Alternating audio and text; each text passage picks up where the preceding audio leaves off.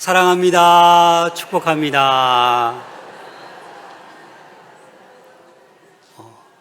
무더운 여름 잘 보내고 있는데 다시 한번 옆 사람과 우리 앞뒤 좌우로 사랑합니다. 축복합니다.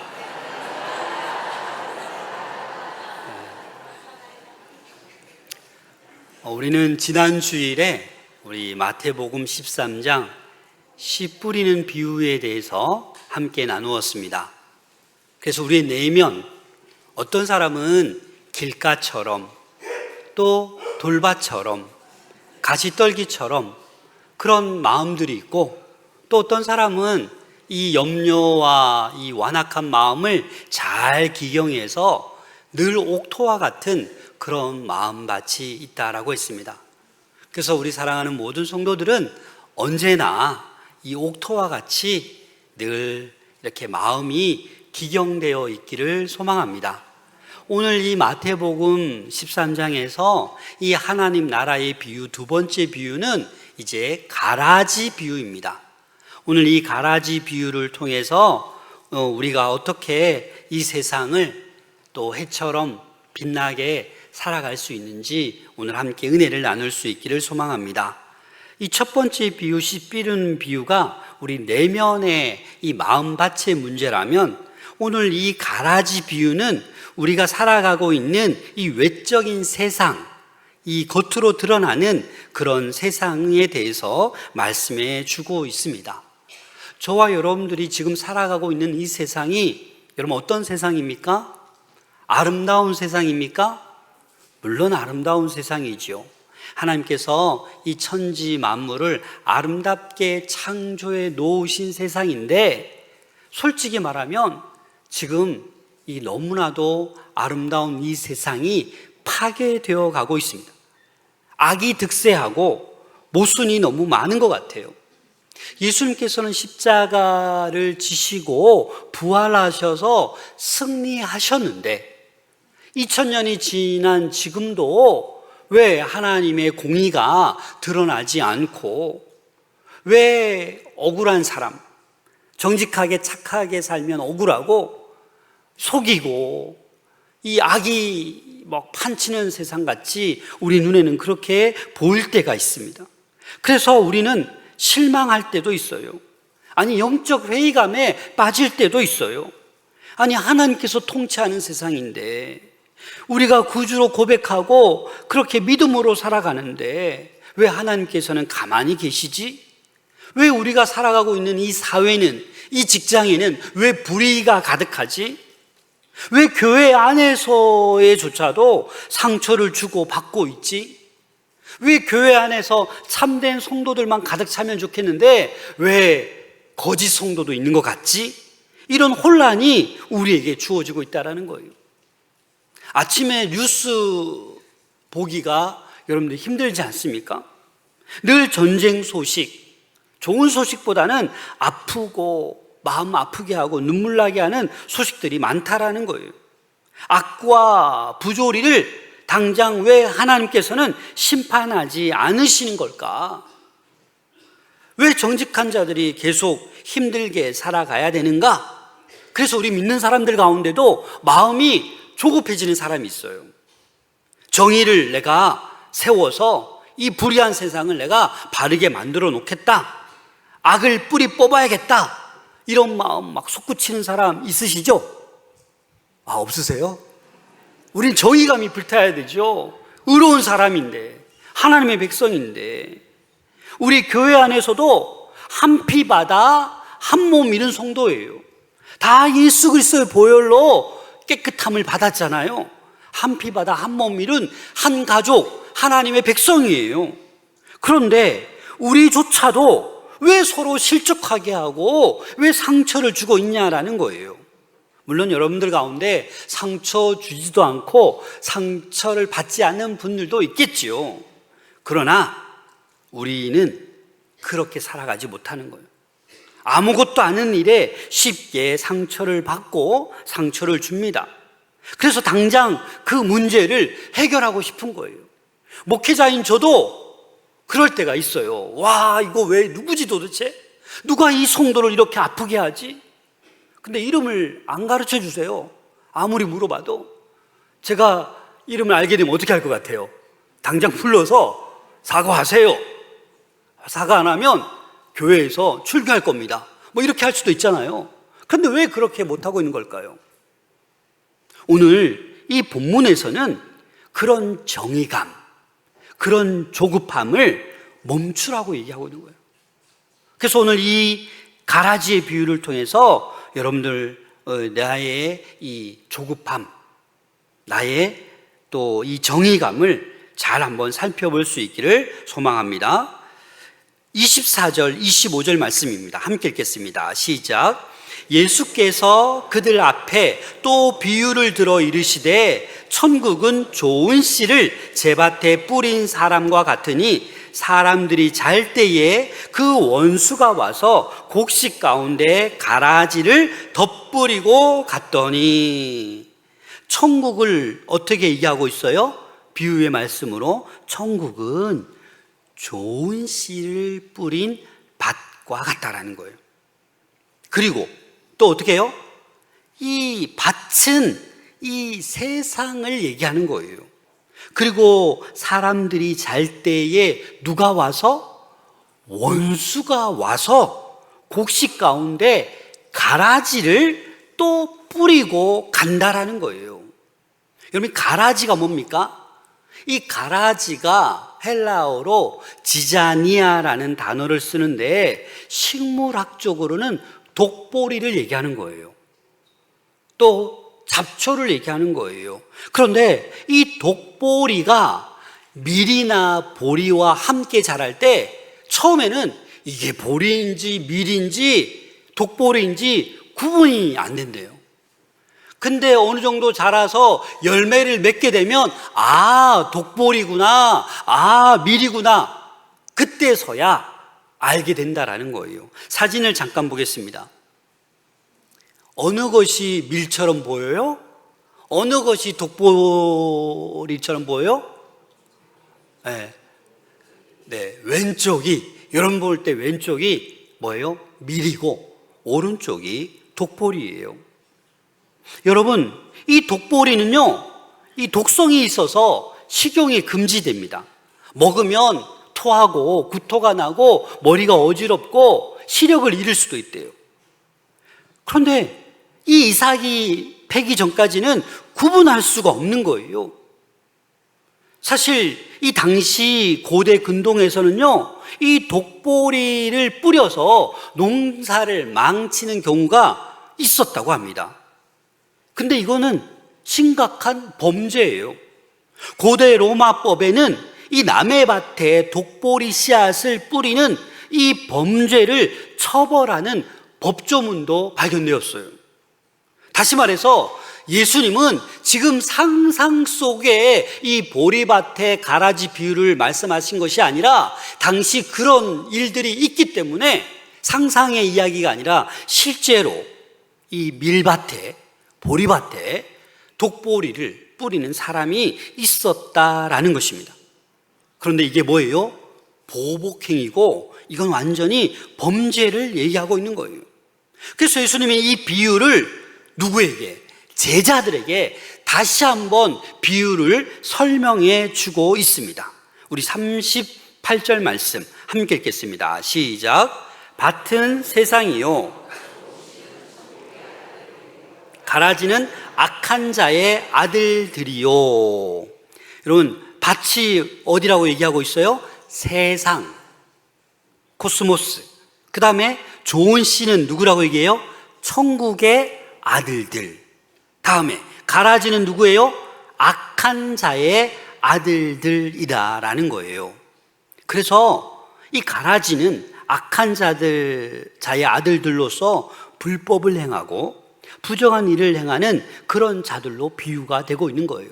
근데 중요한 사실은 교회가 존재할 때 교회 안에 하나님의 천국 백성들만 이루어져 있으면 좋겠는데 그 속에 누구도 있어요? 이 가라지도 있다라는 거예요. 교회가 존재하는 이상 여러분, 교회 안에는 좋은 씨도 가라지도 함께 있다라는 거예요. 분리되어 있지 않다라는 거예요. 주님이 다시 오실 그날까지 서로 뒤엉켜서 그렇게 공존할 수밖에 없다라는 것을 예수님께서는 이 비유의 말씀을 가르쳐 주시는 겁니다. 온실 속에서 신앙생활 하지 말라라는 거예요. 저와 여러분들이 이 세상에서 살아가는 동안 그 황무지와도 같았는데 터프한 세상 환경에서 저와 여러분들을 불러주셨어요. 거친 들판 한가운데 있던 저희들을 하나님께서 불러주셨다라는 거예요.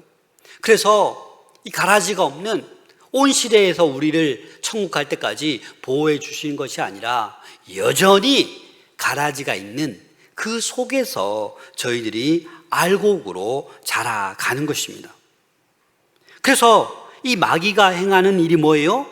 완전히 새로운 밭을 만드는 게 아니에요. 하나님께서 만들어 놓은 밭, 좋은 씨를 뿌려 놓은 그 밭에 마귀가 와서 어떻게 하는 거예요? 가라지 씨를, 독보리를 뿌리고 가는 거예요. 그냥 뿌리고 가는 거예요. 이 마귀의 본질이 뭡니까? 이 마귀가 헬라어로 디아볼로스라는 단어를 씁니다. 디아, 흩다, 던지다 이런 의미가 있는데 이 마귀는 분열시키는 자예요. 분열시키는 자. 모방하는 자예요. 가짜가 진짜인 척. 그래서 이 마귀는 모방자이자 분열자예요. 그래서 참된 복음이 있는 곳에 가짜 복음이 있는 거예요. 참된 성도가 있는 곳에 가짜 성도가 있는 거예요. 하나님의 사역을 방해합니다. 그래서 한국 교회가 어려움 당하는 교회가 많아요. 가라지 때문에. 악인과 의인, 거짓과 진실이 뒤엉켜져 있어서 막 혼란스러워요. 그래서 믿음을 가지고 있다가도 파선하는 성도들도 있어요. 왜 그럴까요? 왜 하나님께서 그냥 이 상황을, 이 혼탁한 이 상황을 그냥 내버려 두시는 걸까요? 세상의 타락, 악인의 존재를 보고 우리는 실망합니다. 낙담합니다. 그런데 하나님께서는 이상히 여기지 말라라는 거예요.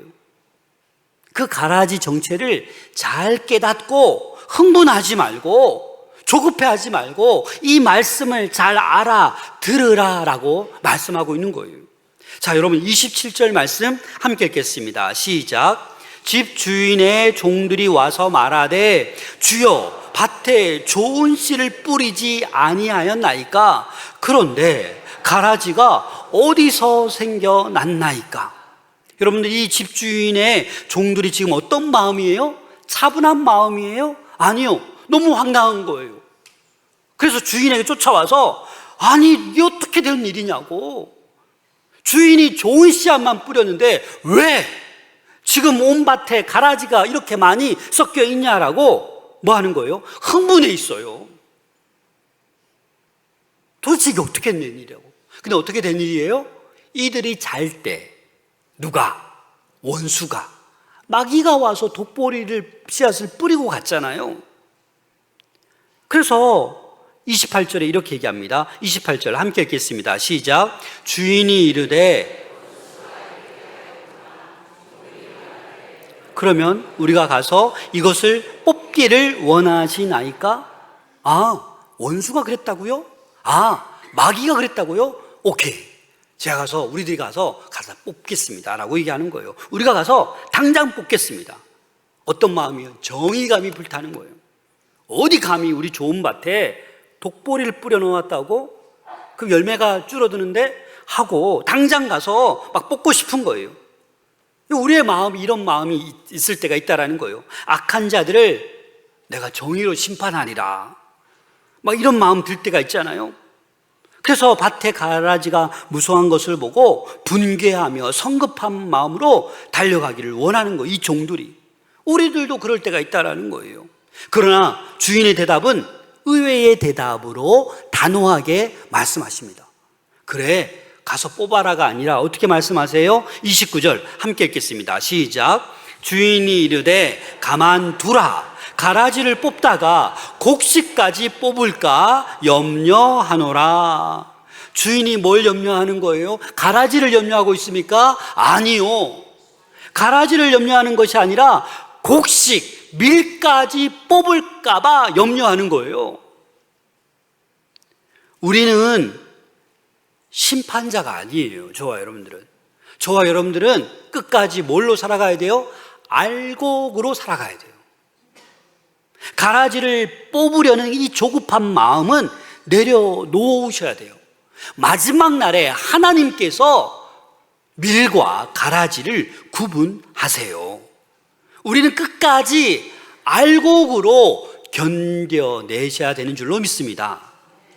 그래서 우리는 우리의 감정, 성급함, 정의감에 불타올라서 너무나도 함부로 이 독보리를 뽑으려고 해서는 안 되는 거예요. 왜냐하면 여러분, 이 독보리는요 되게 빨리 뿌리를 뻗쳐요. 더 빨리 자라요. 그래서 우리가 땅 속을 볼 수가 없잖아요. 근데 이 밀과 독보리가 그 땅 속에서 이 독보리가 일반 밀의 뿌리를 휘어감는 거예요. 그래서 독보리를 만약에 이 종들이 확 잡아당기면 무엇이 같이 딸려 나와요? 주변에 밀이 여러 개 같이 딸려 나오는 거예요. 다 죽는 거예요. 다 상처받는 거예요. 그래서 지금 주인은 이 가라지가 중요하기 때문에 가만히 두라라고 한 게 아니라 알곡이 중요하기 때문에, 알곡을 보호하기 위해서 가라지 뽑는 것을 어떻게 하는 거예요? 보류한 거예요. 그냥 무시하고 방임하고 그냥 내버려 둔 게 아니고요, 마지막 날에 내가 어떻게 하겠다라고 보류하고 계신 거예요. 그래서 복음서 곳곳에 보면 이 종들처럼 제자들도 조급한 그 분노의 모습을 곳곳에 드러내고 있습니다. 하나만 살펴보겠습니다. 누가복음 9장 54절 함께 읽겠습니다. 시작. 제자 야고보와 요한이 이를 보고 이르되 주여, 우리가 불을 명하여 하늘로부터 내려 저들을 멸하라 하시기를 원하시나이까? 사마리아인들이 예수님을 영접하지 않으니까 야고보와 요한이 열이 받은 거예요. 화가 난 거예요. 불을 명하여 당장 저들을, 사마리아인들을 불태워버리겠습니다 라고 얘기하고 물어보는 거예요. 예수님께서 뭐라고 얘기해요? 그래, 잘했다, 불을 내려라, 이렇게 말씀하는 게 아니라 오히려 제자들을 꾸짖으셨어요. 여러분, 왜 그렇습니까? 우리들의 눈에는 그게 분노하는 게, 그 악을 도려내는 게 정의처럼 보이지만 우리의 눈은 완전하지가 않아요. 우리는 그 땅 속에 있는 영적인 그 상태를 볼 수가 없어요. 흙 속에 엉켜있는 그 영적인 뿌리의 형태를 우리는 볼 수가 없다라는 거예요. 여러분, 신앙생활 잘하고 계시잖아요. 제가 한번 질문할게요. 자, 여러분들은 이 주변의 성도들을 쭉 보면서 또 직장 생활하면서 교회 다니는 분들 있잖아요. 알곡과 가라지를 여러분들 구분할 수 있습니까, 없습니까? 네, 우리 찬양대 오늘 막 얼굴이 너무 빛나요. 여러분 찬양하고 있는데 알곡과 가라지를 구분하세요, 못하세요?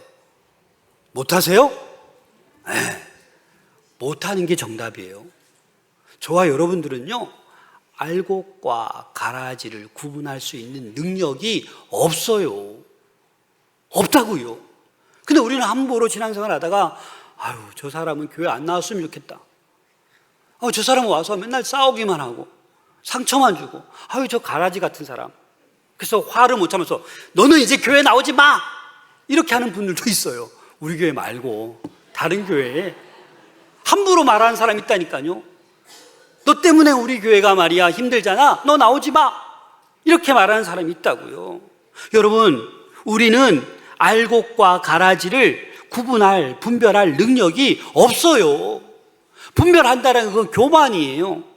왜냐하면 가라지처럼 보이던 자가 하나님의 은혜를 받아서 알곡으로 변하는 경우도 있어요. 또 모태신앙이고 열심히 교회 섬기고 봉사를 많이 했어요. 나는 스스로 알곡인 줄 알았어요. 그럼 나중에 되니까 뭐예요? 알곡이 아니에요, 가라지였어요. 자기 영광을 위해서, 자기 칭찬을 위해서 열심히 불의를 행하며 열심히 섬긴 것처럼 보일 뿐이지, 하나님 앞에서는 무엇이 옳고 그른지 분명하게 드러나 있는 거예요. 그래서 우리가 판단할 수 없는 거예요. 아, 저 사람이 알곡인지, 아, 저 사람이 가라지인지 우리는 알지 못해요. 또 남은 인생 가운데 하나님께서 역사하시면 가라지도 알곡이 될 수가 있고, 알곡인 줄 알았는데 열매가 하나도 없어요. 그럼 쭉정이가 되는 거죠. 그래서 이 4세기 중엽에 북아프리카에 이 도나투스파라는 이 이단이 있었습니다. 이 도나투스파라는 이단은 어떤 부류의 모임이었냐면 로마의 박해로 인하여 이 타협하고 배교했던 성직자들이 있어요. 근데 이들을 보고 뭐라고 하냐면, 아, 타락한 성직자다. 저들이 세례를 베풀고 성찬을 한 거 다 무효다라고 얘기하는 거예요. 여러분, 그렇게 따지면 우리도 일제하에 있을 때 우리 주기철 목사님은 목숨 걸고 절하지 않았지만 그 절한 많은 목사님들이 베푼 세례가, 세례 받은 사람 많을 텐데 다 무효가 되는 겁니까? 그래서 이 도나투스파 이 단체는 이 세례 성찬을 무효라고 주장하는 거예요. 흠이 없고 깨끗한 사람들만 교회로 가득 채워야 된다는 주장을 하는 거예요. 그래서 스스로 우리 도나투스파 모임은 다 알곡들만 모여 있는 곳이다, 이렇게 얘기하는 거예요. 교회는 죄인들이 오면 안 되고 순결한 공동체가 되어야 된다, 이렇게 주장한 거예요. 그래서 여러분 잘 아시는 이 어거스틴이 이 마태복음 13장 말씀을 얘기하면서 성례의 효력은, 세례나 성찬의 효력은 어떤 집례자의 인품에 좌우되는 것이 아니다, 하나님의 은총에 달려있다. 맞죠? 하나님께서 세례를 베푸는 것이고 하나님께서 임재하셔서 성찬이 이루어지는 거지, 그 성직자 한 사람에 따라서 좌지우지되는 게 아니다라고 그들을 강하게 비판했어요. 그런데 이 도나투스파 이들은 이 7세기경에 결국은 역사 속으로 사라졌어요. 극단적으로 폭력 집단으로 변질되어서 사라져버리고 말았습니다. 사랑하는 성도 여러분, 우리도 공동체 안에서 이렇게 말할 때가 있는 거예요. 나는 좋은 사람인데, 나는 믿음 생활 잘하는데 저 사람은 가라지야, 저 사람은 좀 없어야 돼. 정죄의 칼날을 휘두르는 순간 우리는 무슨 죄를 지는 거예요? 하나님의 주권을 내가 범하는 거예요. 우리가 판단할 수 없어요. 우리가 심판해서는 안 돼요. 가라지를 뽑겠다고 공동체에서 혈기를 부르거나 분노로 나아가서는 안 된다라는 거예요. 예수님께서는 이 가라지의 존재보다 어찌 보면 가라지를 뽑겠다고 분노하고 조급하게 칼날을 휘두르는 그 사람을 더 경계하실 수도 있습니다. 로마서 12장 19절 말씀 함께 읽겠습니다. 시작. 내 사랑하는 자들아, 하나님의 진노하심에 맡기라. 기록되었으되 원수 갚는 것이 내게 있으니 내가 갚으리라고 주께서 말씀하시니라. 아멘. 의외로 신앙생활 하다가 원수를 내가 갚으려고 하는 사람이 많아요. 여러분, 그 인생은 이제 추락합니다. 평안이 없어요. 내가 갚으려고 하기 때문에. 이건 어찌 보면 범죄라고 에스겔 25장에는 말하고 있어요. 그리고 주인은 이렇게 말합니다. 30절 말씀 함께 읽겠습니다. 시작. 둘 다 추수 때까지 함께 자라게 두라. 추수 때에 내가 추수꾼들에게 말하기를 가라지는 먼저 거두어 불사르게 단으로 묶고 곡식은 모아 내 곡간에 넣으라 하리라. 처음에는 그냥 가만히 두라고 하셨다가 이제 어떻게 해요? 둘 다 추수 때까지 함께 자라게 두라라는 거예요. 네가 섣불리 뽑지 말라라는 거예요. 밀까지 알곡까지 상처받을 수 있기 때문에 이 심판을 그 추수 때까지 보류시킨 것입니다. 여러분, 이 가라지 독보리는요, 알곡이 없어서 이렇게 빳빳하게 이렇게 섭니다. 그런데 알곡이 찬 밀은 어떻게 해요? 자라면 고개를 숙여요. 여러분, 성도는요, 자라면 자랄수록 믿음이 있으면 있을수록 어떻게 되는 거예요? 고개를 숙이는 거예요. 뻣뻣하지가 않아요. 그래서 여러분, 거울을 보세요, 안 보세요? 거울 하루에 몇 번 보잖아요. 거울을 보면서 내 얼굴을 잘 보세요. 이 겸손한 사람은, 이 고개가 숙여지는 사람은 회춘이에요, 회춘. 제가 우리 여기 앞에 권사님 오늘 유심히 봤는데 여기 회춘하고 계셔, 다들. 너무 회춘하고 계시죠, 얼굴 보니까. 진짜예요. 여러분, 예수 믿는 사람은요, 나이 먹으면 먹을수록 젊어 보여요. 여러분, 한번 동기들 만나보세요. 제가 얼마 전에 이런 얘기해서 어떤 분을 만났는데, 저보다 나이가 한 10살 많은 줄 알았는데, 제 이렇게 뭐 사인해 주는데, 목사님, 저보다 1살 많으시네요? 제가 나이가 많아요. 너무 저보다 10살 많아 보이는데도. 교회 다니세요? 안 다니신대요. 한번 교회 놀러 오라 그랬어요. 여러분, 믿음이 있으면 있을수록 고개는 어떻게 해요? 숙여져야 돼요. 숙여져야 돼요. 근데 여기 고개를 못 숙이니까 다 내 뜻대로 안 되면 분노하고 조급해지고 내가 판단하려고 하고 내가 칼자루를 지으려고 하는 거예요. 아니요, 그렇게 하면 안 되는 거예요. 39절 말씀 함께 읽겠습니다. 시작. 가라지를 뿌리는 원수는 마귀요, 추수 때는 세상 끝이요, 추수꾼은 천사들이니. 그 가라지를 뿌린 원수는 마귀고, 추수 때는 세상 끝이고, 추수하는 사람, 추수꾼은 누구라고요? 천사들. 주님과 주님께서 보낸 천사들이라고 얘기하고 있는 거예요.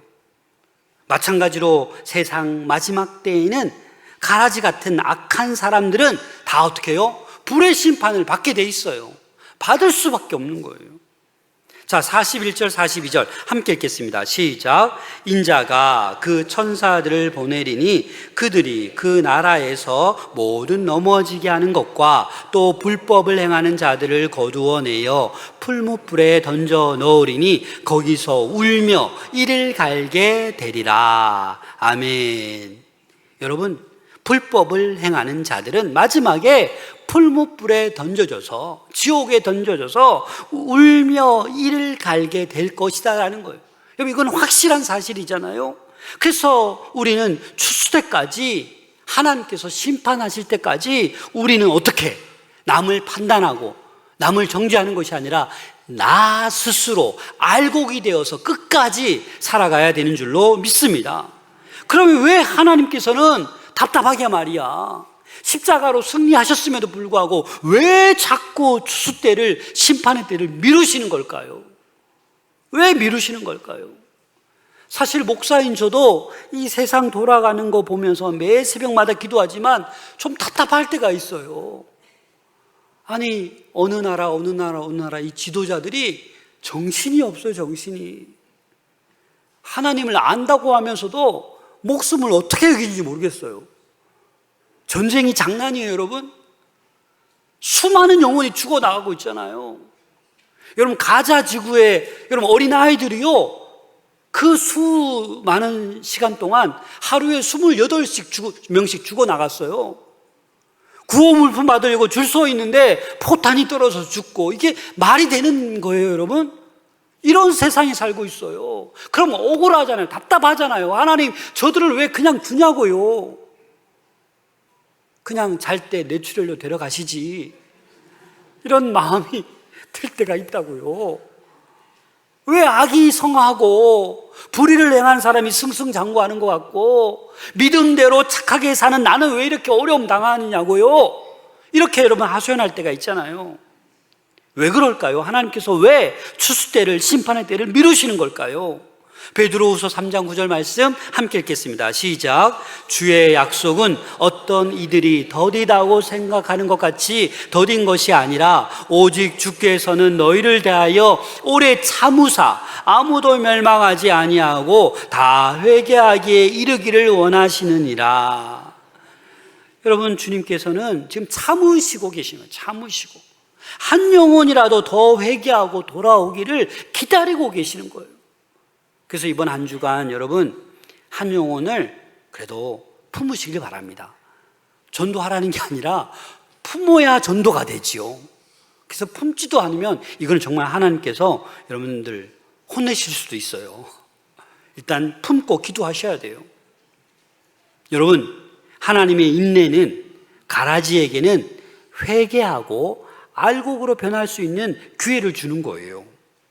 또 알곡에게는 온갖 비바람과 어려움이 몰아쳐도 끝까지 더욱더 성숙해서 알곡을 유지하라라고 그 훈련의 기회를 주고 있는 거예요. 자, 하나님께서 이런 위로의 말씀을 주십니다. 43절 말씀 함께 읽겠습니다. 시작. 그때에 의인들은 자기 아버지 나라에서 해와 같이 빛나리라. 귀 있는 자는 들으라. 아멘. 저와 여러분들은 마지막 날에 아버지 나라에서 해와 같이 빛나게 될 줄로 믿습니다. 지금도 해와 같이 빛나시기를 소망합니다. 예수 그리스도 안에서, 성령 안에서. 근데 우리는 믿음 생활 한다고 하지만 세상에서 빛나는 것을 원해요. 세상에서 빛이 나서 우와 사장님, 우와 무슨 님, 높은 자리를 원하는 거예요. 그래서 이 명예욕이, 이 권력욕이 나이 들어도 사라지지 않는 거예요. 더 자꾸 높아지는 거예요. 아니요, 여러분. 우리는 그래서는 안 되는 거예요. 의의 길을 끝까지 잘 지켜서 하나님 나라에서 해같이 빛날 것을 소망하고 알곡으로 끝까지 살아갈 수 있는 저와 여러분들 될 수 있기를 소망합니다. 마지막 날이 옵니다. 심판 날이 옵니다.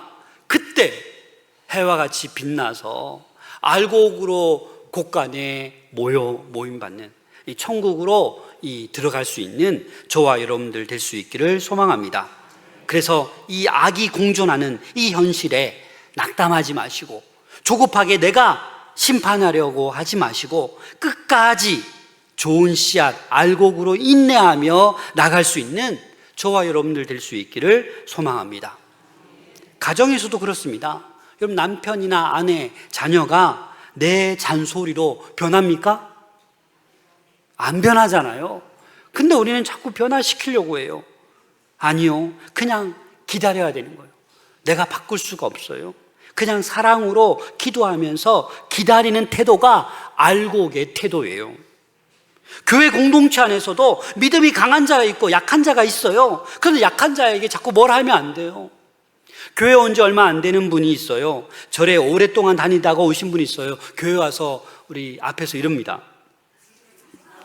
그럴 수밖에 없잖아. 이게 몇십 년 동안 익숙한데. 근데 그걸 보고 그러면 되냐고 막 야단치면 안 돼요.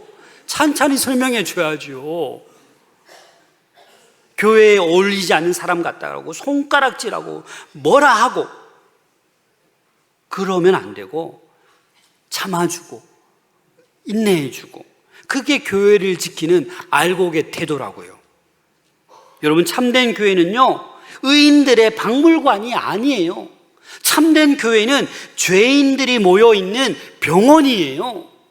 서로 돌봐줘야 되는 그 죄인들이 모여있는 병원이기 때문에 우리 서로 사랑하고 서로 돌봐주어야 되는 줄로 믿습니다. 마지막 추수의 날 주님께서는 우리의 모든 눈물을 닦아주시고 공의로운 심판을 반드시 행하실 것입니다. 그때까지 악을 악으로 갚지 말고 선으로 악을 이겨낼 수 있는 우리 모두가 될 수 있기를 소망합니다. 다니엘 12장 3절 말씀을 읽고 설교를 마치겠습니다. 함께 읽겠습니다. 시작. 지혜 있는 자는 궁창의 빛과 같이 빛날 것이요 많은 사람을 옳은 대로 돌아오게 한 자는 별과 같이 영원토록 빛나리라. 아멘. 기도하겠습니다.